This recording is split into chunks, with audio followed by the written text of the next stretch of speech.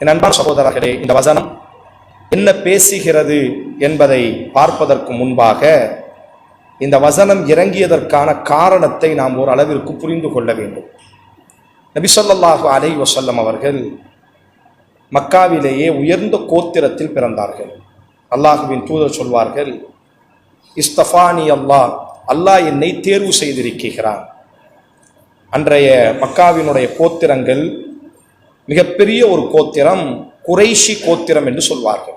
திருமறை குர்ஆனில் ஒரு கோத்திரத்தினுடைய பெயரை சொல்லி அல்லாஹ் சிலாகிக்கிறான் என்று சொன்னால் அது இந்த ஒரு கோத்திரம் மட்டும்தான்.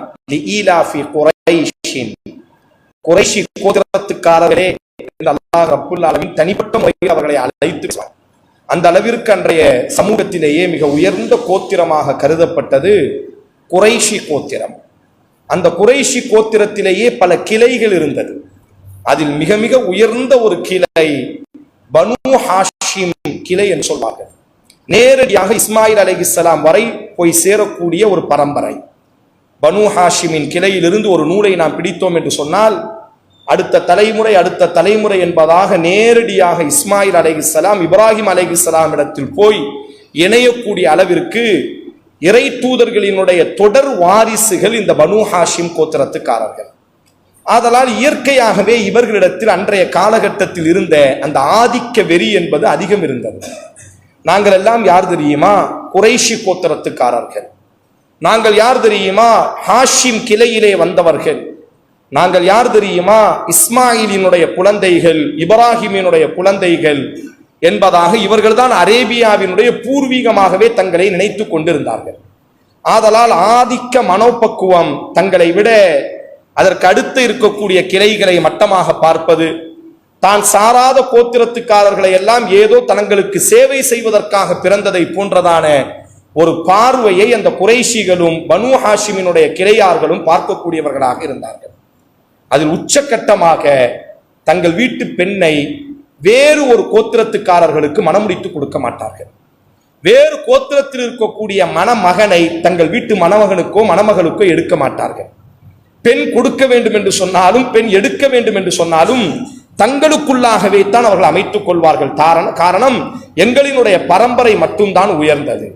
எங்கள் பெண்ணை மணமுடிக்க வேண்டும் என்று சொன்னால் அவர் எங்கள் கோத்திரத்தில் பிறந்தவராக மட்டுமே இருக்க வேண்டும் என்ற சிந்தனை 1400 ஆண்டுகளுக்கு முன்பாக வேரூன்றி இருந்தது அந்த குறைஷிகளினுடைய உள்ளங்களில். நபிகள் நாயகம் ஸல்லல்லாஹு அலைஹி வஸல்லத்தினுடைய அழைப்பு பணியினுடைய மைய கருத்தே இந்த ஆதிக்க வெறியை ஒழிப்பதாக இருந்தது. நீங்கள் யாராக இருக்கட்டும், நீங்கள் எந்த சூழலில் உள்ளவராக இருக்கட்டும், படைத்தவனுக்கு முன்பாக நாம் அனைவரும் சமம் என்று அல்லாஹுவின் தூதர் பிரச்சாரம் செய்து கொண்டே இருந்தார்கள். மக்களை வார்த்தெடுத்துக் கொண்டே இருந்தார்கள். அல்லாஹ் ரப்புல் ஆலமீன் இந்த ஆதிக்க மனோபலத்தை உடைக்க வேண்டும் என்று அல்லாஹ் விரும்பினார். நபி ஸல்லல்லாஹு அலைஹி வஸல்லத்தினுடைய குடும்பத்திலிருந்தே அதற்கான ஒரு சந்தர்ப்பத்தை ஏற்படுத்த வேண்டும் என்று விரும்பி நபியினுடைய சொந்த மாமி மகள் ஸைனப் ரலியல்லாஹு அன்ஹா, ரசூல் ஸல்லல்லாஹு அலைஹி வஸல்லம் எந்த பனு ஹாஷிமில் பிறந்தார்களோ அதே பனு ஹாஷிமில் பிறந்தவர் தான் அன்னை ஸஃபிய்யா ரலியல்லாஹு அன்ஹா. ஸஃபிய்யாவினுடைய மகள் தான் யார் என்று சொன்னால் ஸைனப். ரசூல் ஸல்லல்லாஹு அலைஹி வஸல்லத்தினுடைய தந்தையும் ஸஃபிய்யாவும் உடன் பிறந்தவர்கள். ரசூலுல்லாஹ்வினுடைய சொந்த மாமி ஸஃபிய்யா ரலியல்லாஹு அன்ஹா. இந்த ஸஃபிய்யாவிற்கு பல குழந்தைகள். அதிலே ஒரு குழந்தை தான் ஸைனப் பின்த் ஜஹஷ் ரலியல்லாஹு அன்ஹா என்ற ஒரு பெண் குழந்தை. மிக அழகாக இருப்பார்கள். பனு ஹாஷிமினுடைய சொத்து என்பதாகவே அவர்களை பொத்தி பொத்தி பாதுகாத்து வளர்த்தார்கள். திருமண வயதை அடைந்த பொழுது நபி ஸல்லல்லாஹு அலைஹி வஸல்லத்தினுடைய வீட்டிலே ஒரு அடிமை வளர்ந்து வந்தார். அவரினுடைய பெயர் ஸைத் ரலியல்லாஹு அன்ஹு. அவர் ஒரு அடிமை. அம்மா ஹதீஜா ரலியல்லாஹு அன்ஹா அவர்களை ரசூலுல்லாஹ் திருமணம் முடித்த பொழுது ஹதீஜா ரலியல்லாஹ்விடத்திலே இந்த அடிமை இருந்தார். ரசூலுல்லாஹ்வுக்காக அன்பளிப்பாக அன்னை ஹதீஜா ரலியல்லாஹ் கொடுத்து அனுப்பினார்கள். மிகவும் நேசம். ஸைத் ரலியல்லாஹுவின் மீது அல்லாஹ்வின் தூதருக்கு ஆண் குழந்தை கிடையாது. அதனால் இந்த ஸைத் அடிமையாக மட்டுமல்ல, தன்னுடைய மகனாகவே பாவித்தார்கள். இந்த ஸைதினுடைய வரலாறு ரொம்ப ஆச்சரியமான வரலாறு. இவர் தாயிஃப் பக்கத்துல உக்காலுன்னு ஒரு சந்தை உண்டு. அந்த சந்தையில தான் பெற்றோரோடு என்ன செய்வார் என்று சொன்னால், சந்தையை சுத்தி பார்க்கறதுக்காக பெற்றோரோடு செல்லும் பொழுது அன்றைய சில வழிப்பறி கொள்ளையர்கள் இந்த சிறுவன் அழகாக இருப்பதை பார்த்து சாக்கில வச்சு கட்டி மக்களை கொண்டு வந்து வித்துட்டு போயிடுவாங்க. அன்னைக்கு அது மாதிரி நடக்கும். என்ன செய்யறது? நல்ல மனிதர்களை எல்லாம் குழந்தைகளை எல்லாம் திருடி கொண்டு வந்து சந்தையில வித்து விடுவார்கள் அடிமையாக. அப்படி ஜெயிதை என்ன செய்து விட்டார்கள் என்று சொன்னால், உக்கால் சந்தையில் இருந்து எடுத்துக்கொண்டு மக்காவினுடைய அடிமை சந்தையில வித்துவிட்டு சென்று விட்டார்கள்.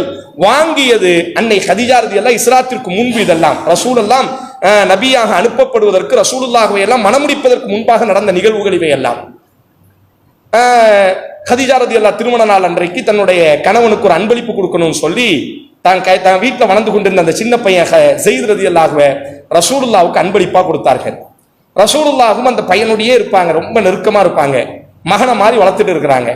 தொலைந்த அந்த பெற்றோர்கள், ஸைதை தொலைத்த அந்த பெற்றோர்கள் எல்லா பக்கம் சொல்லி வைக்கிறாங்க, எங்க மகனு என்னுடைய அங்க அடையாளம் இப்படி, எங்கேயாச்சும் எங்க மகனை நீங்க பாத்தீங்களா அப்ப நாலாபுரத்துலையும் சொல்லி வைக்கும்போது ஒரு வியாபார கூட்டம் சொல்றாங்க, நீங்க சொல்லக்கூடிய அங்க அடையாளத்துல ஒரு பையன் மக்கால முஹம்மதுக்கு கீழாக அடிமையாக இருக்கிறான் என்று சொல்லிவிட்டார்கள். அவனுடைய பெற்றோர்கள் எல்லாம் கிளம்பி வராங்க.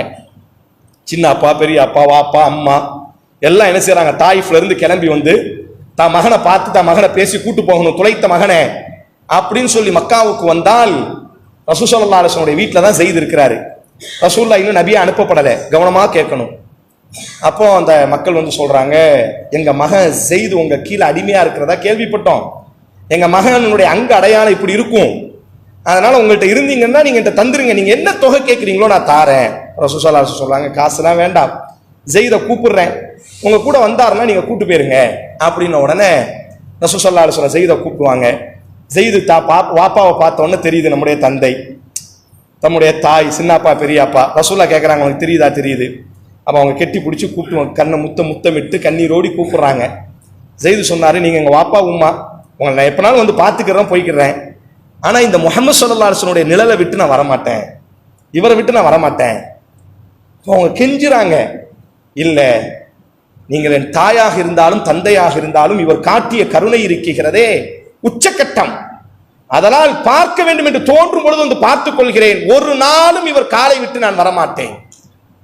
ரசூல் ஸல்லல்லாஹு அலைஹி வஸல்லம் ஸைதை கெட்டி அணைச்சி காபாவுக்கு கொண்டு போவார்கள். கூட்டு போய் தான் ஒட்டகத்துல உட்கார வச்சு, அறிந்து கொள்ளுங்கள், என் ஸைத் அனாதை அல்ல, அடிமை அல்ல, ஸைத் இப்னு முஹம்மத், முஹம்மதின் மகன் ஸைத் என்றுதான் அல்லாஹ்வின் தூதர் அறிமுகப்படுத்தினார்கள். அன்றைய தினத்திலிருந்து ஸைதை எப்படி கூப்பிடுவாங்கன்னா, முஹம்மதின் மகன் ஸைதே வாங்க அப்படின்னு தான் கூப்பிடுவாங்க.